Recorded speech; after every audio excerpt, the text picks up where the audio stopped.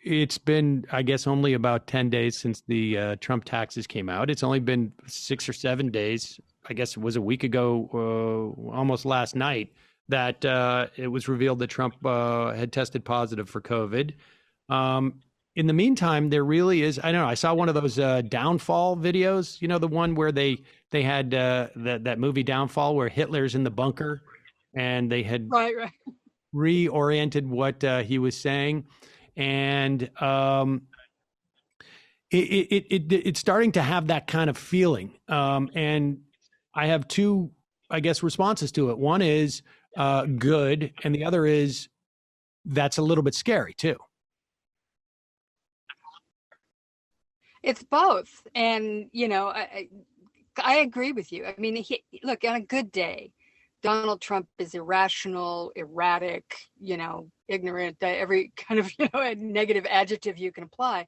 But this does have a different feel to it. There's a desperation here. And some of this may be the illness, the steroids talking, but it's also the fact that it's pretty clear that, he is now down, the average is 10 points in all the polling averages nationally, and in the swing states, in some places where he shouldn't be having a problem at all, like Ohio or Iowa, it's very, very close. So there's a sense of desperation coming in there. And you add on to the fact that his entire campaign now is stricken with COVID pretty much. He lost Brad Parscale, through embezzlement and drunkenness and whatever else is going on with that guy. And then the replacement, Bill Stepien, he's got COVID, and I don't think he's going into the office. And who knows how many other people. And the entire White House is in disarray. It's a dangerous moment. It's one of those things where, as much as I, I don't mean to have too much schadenfreude here, but nonetheless, I can't help it. Donald Trump, nobody deserves to be in this predicament more than him. But he still is the president of the United States. And, the Joint Chiefs of quarantining at home. There's a lot of circumstances here that could be very, lead to some very unpleasant sort of consequences.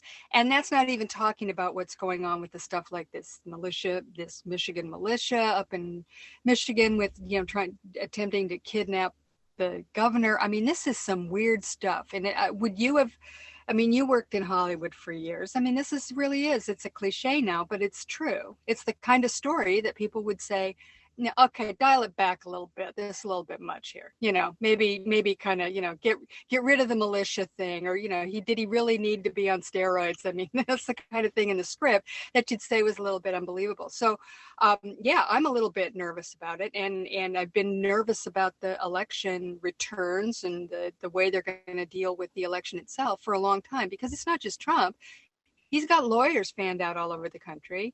And he's, now he's activated the Proud Boys and the Boogaloo Boys and God knows what else. They're the Oath Keepers and all these right-wing groups.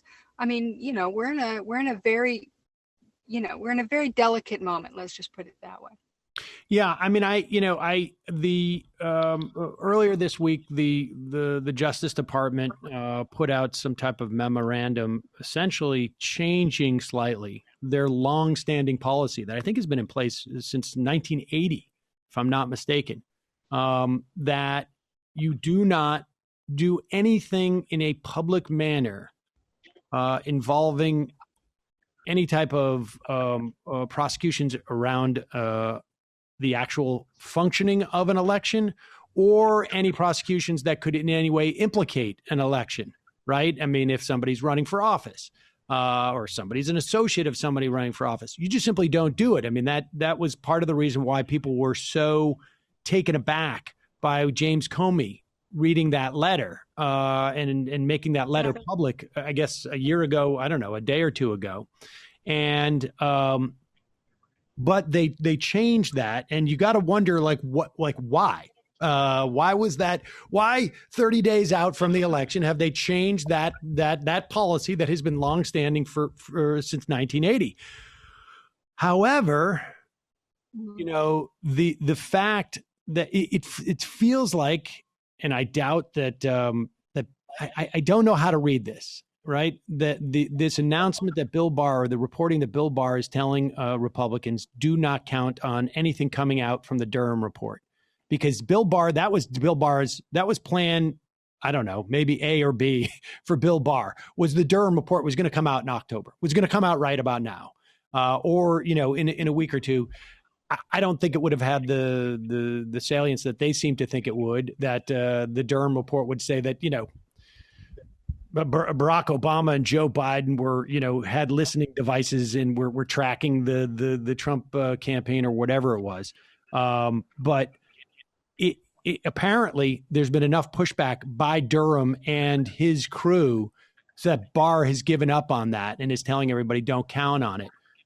I can't imagine that's going to change. I don't know how to read that, as if Bill Barr is basically saying, I give up, or if Bill Barr is just basically saying, we'll go to plan C. Yeah, it's hard to know. I mean, Bill Barr certainly is involving himself in the election. I mean, that much we know. They're talking about, they're putting out these weird, like the 9 ballots that were found in the trash in Pennsylvania. They had the U.S. attorney put out an actual press release saying that we found 9 ballots in a trash can in Pennsylvania. Where the feds are looking into it. I mean, that's the kind of thing that you don't do, right? I mean, that's just, first of all, it's not really a federal issue. It's a state and local issue. That's what elections are in this country, rightly or wrongly, but that's how it is. So he's involving himself. It's just that this Durham report, and I don't know what to think about it either, Sam, because I agree with you. I think it's probably Durham's doing. I mean, I never had any great faith in Durham. I mean, he kind of was the guy who covered up the torture report, or basically, decided that there was nothing there. So, and we know that there was plenty there. And he's not someone that I've ever felt was really Mr. Super straight arrow, and I've been down that road before anyway. We thought, Comey, Mueller, I mean, how many of these people, these Department of Justice people that we're supposed to believe are, about truth, justice, and the American way, turn out to just, for some reason or another, end up covering up crimes by Republicans. But in any case, I think there's a good chance that that's exactly what happened, that his crew just basically, he and his crew, because we know one of his top assistants and a very close associate, apparently for many years, quit. Right. So, it may very well be that he just went, hey, look, we're all going to walk off if you do this, Bill. Love to help you out, but we're not there for this. That may be true. And maybe Barr has no choice in that, because that would, of course, discredit the entire thing if there was a big, walkout by the entire Durham investigation. But it's interesting because Trump now, and granted, he's, loony, as more loony than ever, is going all over TV talking about, now he's putting down even Pompeo. He went on Fox News yesterday and complained that Pompeo hadn't found Hillary Clinton's 33,000 emails. And, I'm not happy with that, he says. So he's putting tremendous pressure, obviously, on Barr and Pompeo and the rest of its henchmen. And it's working with Ratcliffe at the office of, the director of national intelligence, who is just, I mean, this guy couldn't be a worse toady. He's completely unqualified for the job. They threw him in there, kind of thinking maybe we can just through the end of the year, but he's declassified, Trump is saying, I'm declassified everything. It's just blanket declassification of everything to do with the Russia investigation and Hillary Clinton's emails and everything. And Ratcliffe is sort of throwing out little pieces of information that everyone is saying is completely without context. And, it's very, he's cherry picking whatever he thinks will help. And none of that's helping Trump. This is stuff, it's just going to the Fox News audience that understands the minutia of this weird conspiracy theory that they have going. So, I don't know Barr ends up in that, but let's remember, Sam, he didn't invent this either, of getting involved in elections, because that happened in the Bush administration, and Alberto Gonzales lost his job over it. So maybe Barr is sort of thinking, well, maybe I ought to, his place in history is being challenged here by this, and maybe he's having some thought. I don't know, but it is a little bit strange. I was surprised.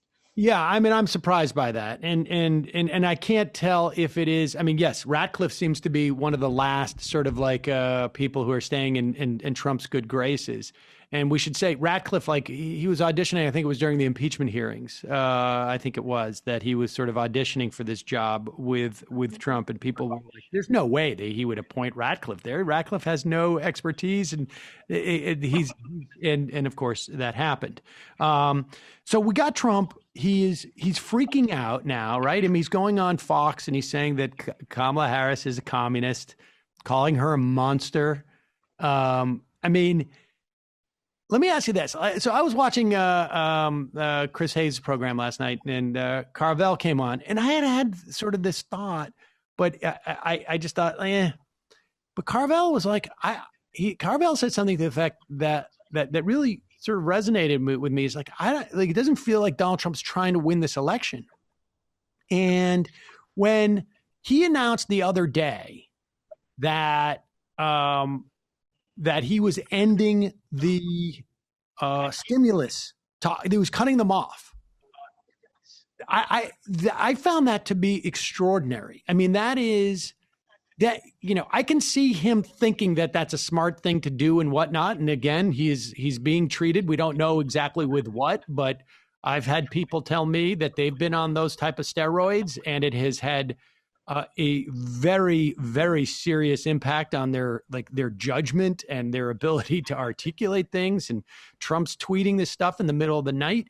So maybe he just, he didn't know what he was doing. But if he's out there doing that, like, you would think there'd be someone around him, but like you mentioned, Stepien is in quarantine. Maybe there's other people who are just afraid to get near him because he's probably still infected. We just don't know.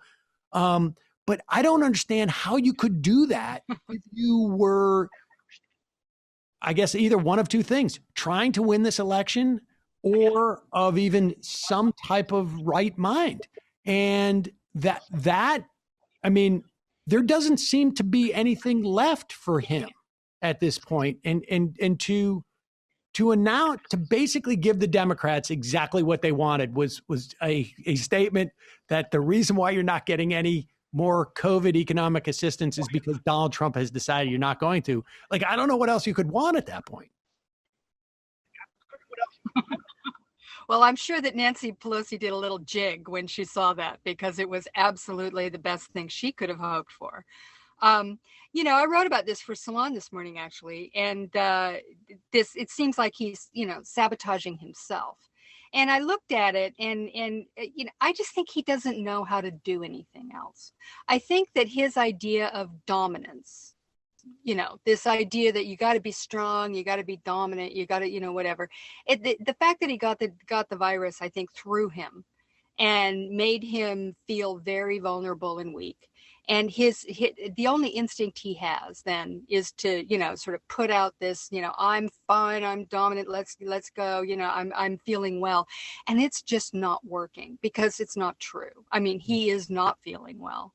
I don't think there's any doubt that, he is. Look, he's a 74-year-old guy with COVID. And I don't care if you have a mild case of COVID. At 74, that's gonna kick your ass a little bit. It's a tough disease. And they gave him a full cocktail of everything that could make you feel better in the moment, but he's sick. And I don't think he knows what to do. I mean, he did a video that said this was a blessing from God, me getting COVID. And the idea was that it made it so that I could take this cocktail of drugs and realize what the cure for, and I did, and now look at me, I'm back and whatever. Well, it was almost like I'm Jesus. I got COVID for your sins. I mean, this is what he was saying. It was absurd. But it was a blessing that he got it for a normal politician, because it offered him a way to completely change the trajectory of this last month of the election, in which he could have, if he had any political skills at all, come out and say, look, this is terrible. I'm going through this. I understand all the pain that everybody else has gone through. Show empathy, show his own vulnerability as a person. Now, I'm not saying it would work, but it was a path. that was offered to him to get off of this, trajectory that he's on to lose. I mean, this has been a long-term problem for him, that Biden has been, in all the polling averages, but averaging, 7, 8 points, and now it's gotten worse. He couldn't do that. He literally didn't have the capacity. I don't think he had the imagination, the ability, or the political skills to be able to take that moment that was offered to him and turn it into something that maybe possibly could have changed the trajectory of the race for him. So it does feel like he's just decided to double down on all the things that people hated about him from the beginning, which is this BS, bullshitting kind of attitude that he has, where he's downplaying the virus and all that kind of stuff. This is the way that he this is the way that he's dealt with this from the very beginning, and he's getting worse. So, I don't know if he wants to win anymore. I think he does, but I don't think he has a clue about how to do it. I think that's really the problem. All he knows how to do is strut around. I mean, that Mussolini-esque thing that he did when he got off the helicopter and walked up to the top of the portico of the White House and stood there and ripped his mask off and saluted and all of that. I mean, come on, that was like, it was like I was laughing. I don't know if other people were, but I found it, amazingly hilarious that he would try to do that. It's an interesting point that you raised, because it hadn't even really occurred to me. When it was first reported that he was infected, there was at least some people sort of expressing a concern that, Boris Johnson, his polling went up like significantly in the 2 weeks that following the report that he was infected. And I think it ultimately dropped down to where it was. But, 2 weeks, that puts you right around the election. That's sort of where you want to peak. And Trump failed to, sort of take advantage of that notion of like, I don't, like you say, who knows if it would have worked. My guess is probably not. I mean, it's sort of hard to believe that guy's having a revelation at this point, but he could have come out and shown some measure of humility and said, this deepens my commitment to, helping the American public. And I understand now, firsthand the pain that people have gone through. And it has, I'm going to redouble my efforts. And which is, he's sort of saying in his way, I guess, but it's more like, it is really more about people understanding, he's trying to sell them not on his on his newfound empathy, but rather he's proved his premise all along that we didn't have to worry about this, and he's not capable. Right. He's not capable of pulling it off, because it's not proving that. It's actually proving that, hey, I have talked to I know a decent number of people who have had COVID and recovered. I have some, fortunately, no one very close to me, but I do know of people who have passed away from it. And the people who have survived it, more often than not, are like, you don't want to get this because it's like someone's kicking you in the chest, or everybody has a slightly different version of it, or 6 months later they still don't have the sense of smell or something to that effect. And so Trump last night was telling Sean Hannity, we'll be back on the campaign trail on Saturday, and they just announced this morning that they're pushing to Monday. And I would not be terribly surprised if we saw on Saturday probably, or Friday night, one of those like, we're going to be pushing this to Wednesday of next week. And who knows where it goes from there. But this is it's going to, I guess the real question is now, like, what happens with the Republicans in the Senate? We played a clip the other day from Martha McSally when the moderator was asking her, Do you feel proud of your support for Donald Trump? And if she felt that she had the ability, this is where if you're one of those candidates, you do want to do a remote debate, because then you're just like, oh gosh, my camera, what's going on? Oh, I can't hear you. What? You know, you can pull one of those things. I can't hear you. Honestly, it was a moment where I thought she was just going to look at the moderator and go, "I'll tell you what," and then literally just run off the stage. You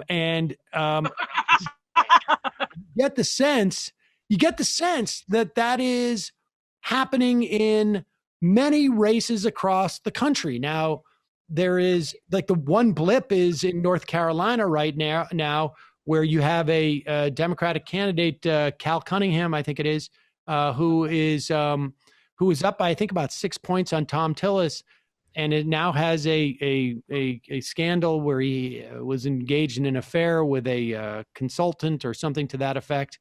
I mean, in my mind, it's consenting adults. That's an issue for him and his family and whatnot. But your mileage may vary in North Carolina. But aside from that, and that of course has nothing to do with what party they're in and what's the governance and whatnot. And there is a real feeling like, because there's a half a dozen races out there that are like neck and neck. And it's one of those situations where if like everything breaks in one direction, the Republicans could lose in a big, big fashion in the Senate. Well, you certainly get the feeling that Mitch McConnell is aware of that. I mean, he's starting to, he let McSally go, right? I mean, obviously he's told his people, you do what you need to do here, go out there. If you gotta, get rid of Trump, if you've got to, try and separate yourself from anything that we've done, you go.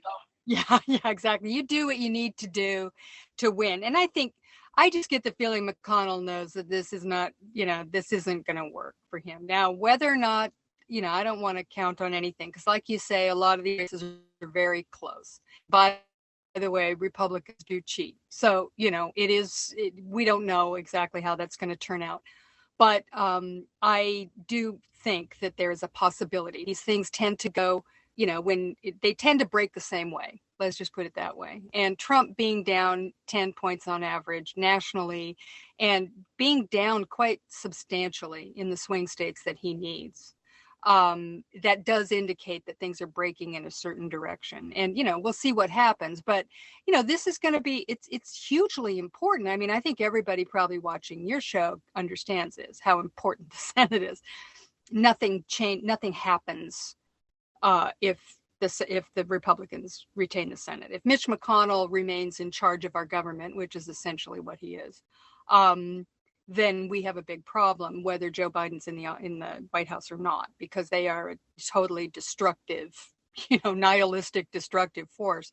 So getting the Senate is very, very important. And, there's plenty of money. I mean, that's one thing that's good. The amount of money that the Democrats have been able to raise is kind of unbelievable. And most of it is coming from small donors, which is an indication of the, sort of, I don't know if it's enthusiasm or desperation, but it doesn't really matter, because people are giving, even in a time, I mean, this is, an economically very strained time. So that does say something. But hopefully, they are doing it. Now, I was very curious. I'd be curious to hear what you think. This business with the stimulus, as you mentioned, where Trump came out and said, I'm cutting it off. We're not going to have any more talks about the stimulus until after I win the election, right. Which was essentially blackmailing the people. If I don't win, you get nothing, I guess, until February at best, right? Until a new administration came in. Well, there was in one of the articles, and I think it was in the New York Times, it was reported that Mitch McConnell and Kevin McCarthy had been together, had talked between themselves, and had told Trump, in the sickly, steroided out Trump, that they couldn't pass the Mnuchin Pelosi agreement that was coming together at the time, or they thought might come together in the Senate. They couldn't pass it.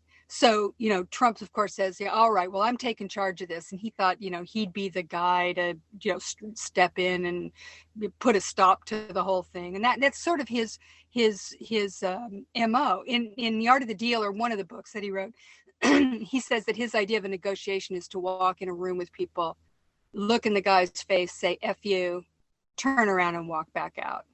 That's how you do a negotiation. So, this is his idea of how you do this kind of thing. And then what you do is you have your McConnell dad telling him that, have your dad step in and be the guarantor of the deal. Exactly. That's the other part of the thing that's left. Exactly, whatever. Exactly. Well, McConnell telling Trump this in that moment was complete nonsense. And even Trump I don't know if he would have gotten this in his right mind, but he certainly didn't get it at the time. All he would have had to do was get 13 Republicans, because all the Democrats would vote for it. If whatever the deal Pelosi and Mnuchin worked out, the Democrats in the Senate would have voted for it. So it would have been a Democratic bill, basically. And Mnuchin and McConnell could have let 13 of even some of the people that, the McSallys, the Gardners, some Collins. of these people who are in trouble, right. Joni Ernst, let them vote for it. Yeah, Collins. I mean, they would have gladly, please let me vote for something positive here. I'm dying. And he didn't do that. I mean, if that's the case, McConnell, yep. I don't know what that's about, because it sounds like McConnell, all he cares about is Amy Coney, Barrett, and he's manipulating things in a really bizarre way. And I'm just curious what you think about it, because I'm a little that is a great point. stymied by that. That is a great point. That is an absolutely great point, because when McConnell says we can't pass it in the Senate, he's lying. What he's saying is that, well, I mean, I think it's an indication that he says he's thinking like, this is going to help Trump, and I'm not in the help Trump business right anymore, because I think the return on investment there is low. I want, because there was a moment about 2 weeks ago, I think it was. This is prior to Trump getting COVID. Maybe it was only a week and a half ago now, where it sounded like McConnell was going to push this back into the lame duck. He was waffling just a little bit. Yeah. And I think there was some waffling that was going on with maybe his senators. And I think now he realizes this ship is going down. And I think he realizes that he has got one shot at doing one more huge, and it is a massive, massive element of Mitch McConnell's legacy. If he puts Amy Coney Barrett on that Supreme Court, Mitch McConnell will go down in the history books. He will be. In many respects, I think the history of this era for historians 20, 30 years, 40 years down the road is going to be, this was the Mitch McConnell administration, and Donald Trump was just the path. Uh-huh. And Mitch McConnell's project was 225 members of the federal judiciary, including 3 seats on the Supreme Court, one of which with a two vote swing, right? One of these should have been Merrick Garland's. And so even in the best case scenario, it would still be 5-4 as opposed to 6-3 coming out of this.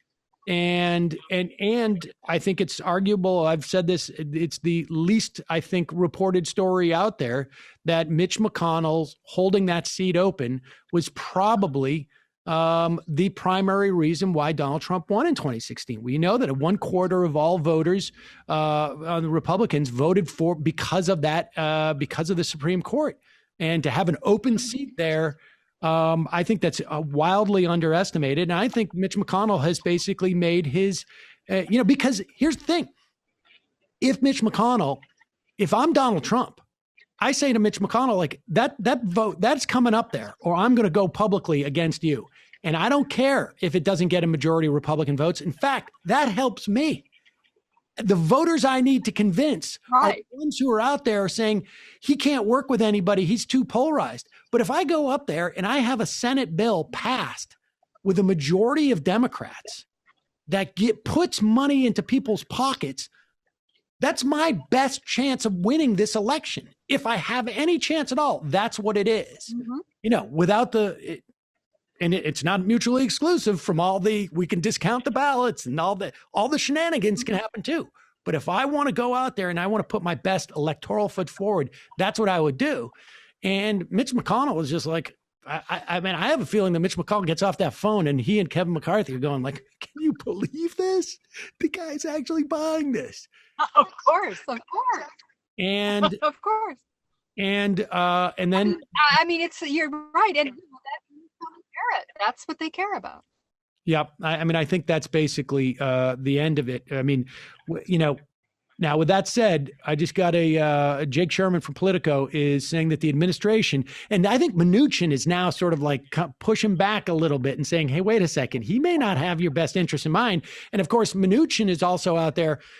You're seeing all this stuff come out of Wall Street, like where Goldman Sachs are, giving out their investor reports and saying like, it's better if the Democrats take everything over because that's the only way we're going to get any actually real stimulus for the economy. Now, I don't think that I think you could have a jaded perspective on this and say Goldman Sachs is out there saying like, they're going to be, treat Wall Street nicer than Steve Mnuchin, but I don't think that's the case. I think they may have reason to believe that they're not going to get treated significantly worse.